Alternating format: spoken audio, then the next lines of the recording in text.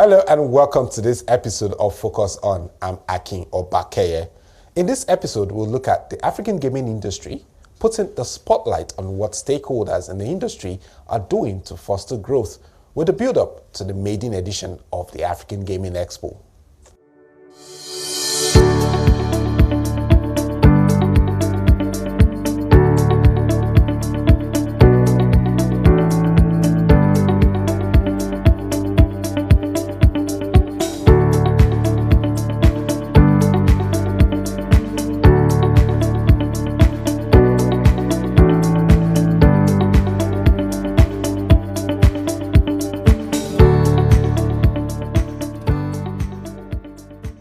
The African gaming market has witnessed tremendous transformation with the advent of technology.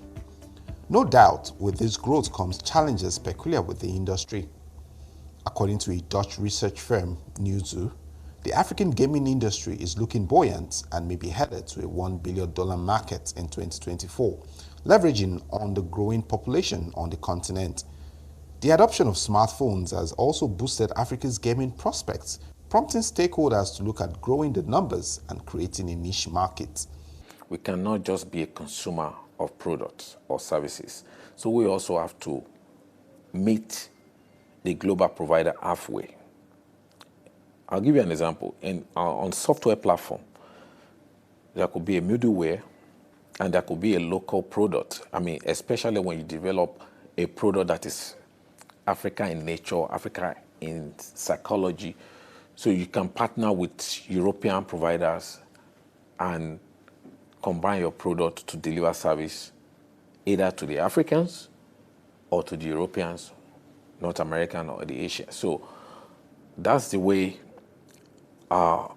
we can leverage on the advantage and the potential of the gaming sector with its growth. Homegrown operators were the first in the sector. But what is lacking is homegrown platforms. So they have to subscribe to international platform, they have to pay a monthly subscription and the likes. So, but what we have been doing in Lagos State is to make sure that we train our people in the authority and also to support our technology provider in our sector through grants and sponsorship. Creating such a market means Africa must be ready to meet the global gaming demand. The ability of the young population to utilize the opportunities in digital technology, internet, and smartphone penetration is also pivotal. Internet penetration, the increase in the availability of mobile phones, as well as the youthful population in Africa, as well as also the large population, has increased the need for online gambling. It has also encouraged foreign operators to play in this industry where we are today. We are one of the front runner in the fintech sector, especially payment and the likes. And you also, if you want to come back home to Nigeria, and if you can remember specifically in Lagos State, and that's why I say there has to be collaboration and partnership between African service provider, platform provider with other global solution provider. If you look at Monopoly at some point in Lagos State was localized. So in those days, you have Mayfair, Trafalgar Square. So we have a monopoly in Lagos now that has Lagos Street. When you look at social sports like golf and some other sports, among those sports, golf is seen as an elitist. But as time goes on, with information, with access to infrastructure, now people blend, develop interest. So that's the time and access to information and access to infrastructure will take care of that. Going back to what you asked me before, in Lagos State now, we have some young, very, very young game developers. And even their games now are now being played beyond the African continent. And they are one of those people that we want to encourage to develop games so they can even earn foreign exchange. One major interest for stakeholders is the right enabling environment. What efforts are in place to address this, and how will the maiden edition of the African Gaming Expo put the spotlight on regulations? African regulators are trying as much as possible, I can say at the speed of light, to catch up with international best practices. And this conference is very important for all these regulators to each other and dialogue, share experiences, knowledge, so that they can be at par. And also there will be an opportunity for reciprocity enforcement. So when a company is running, for example, is licensed in South Africa and either licensed in Nigeria or unlicensed in Nigeria, when there is abuse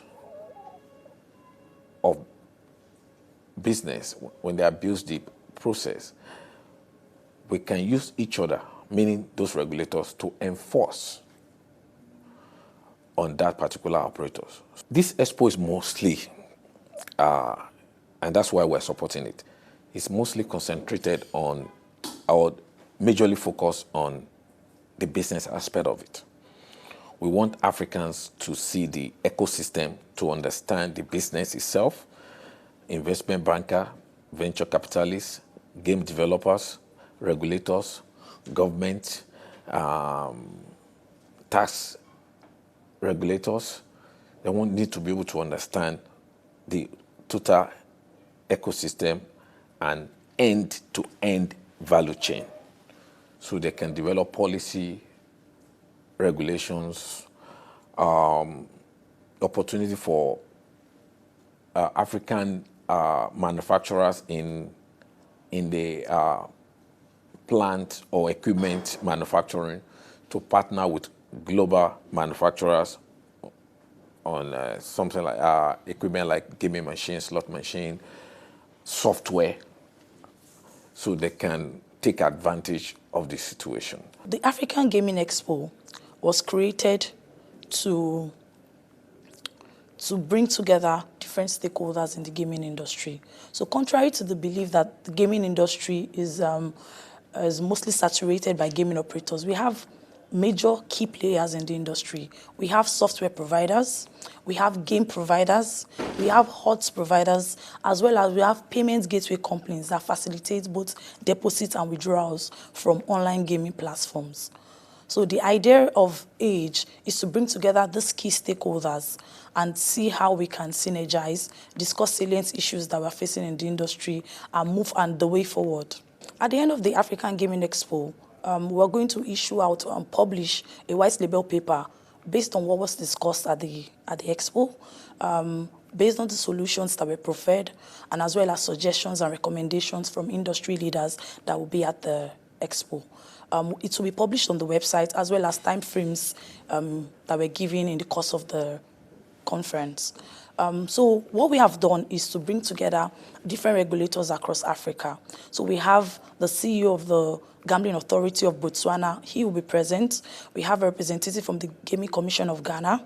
We have representatives from the National Gambling Board of South Africa, as well as we've reached out to also African regulators like Kenya and Tanzania.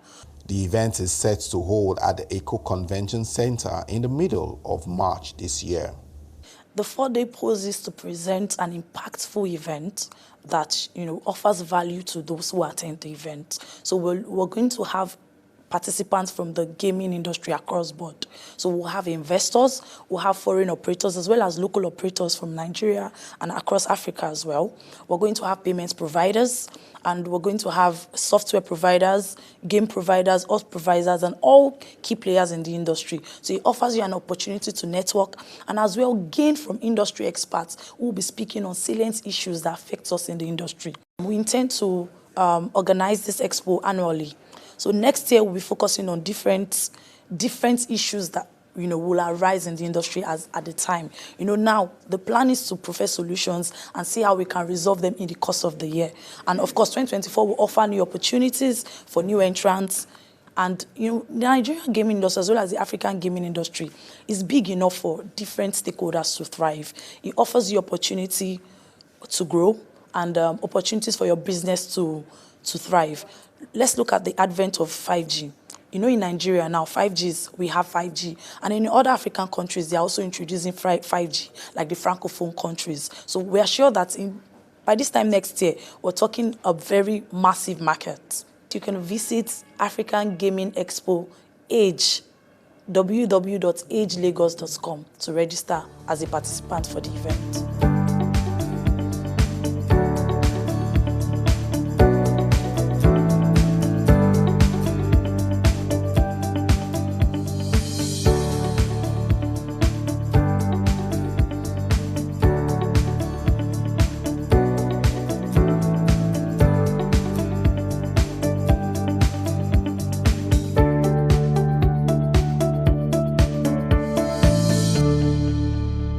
With plans to address some of the challenges facing industry players, the organizers believe the African Gaming Expo will provide a platform for key stakeholders to tap into the investment opportunities in Africa.